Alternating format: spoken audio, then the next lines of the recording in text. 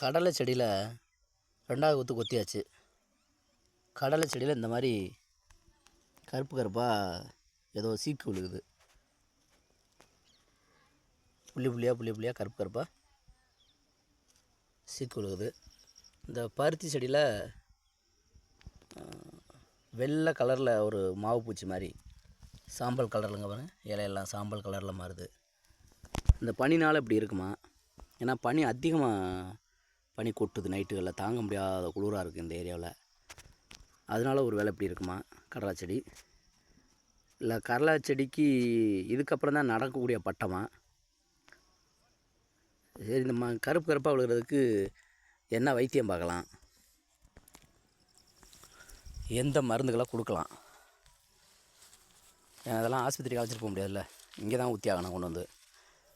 அதனால் என்ன மருந்து அடிக்கலாங்கிறத தெரிஞ்சவங்க கமெண்டில் சொல்லுங்கள். நன்றி.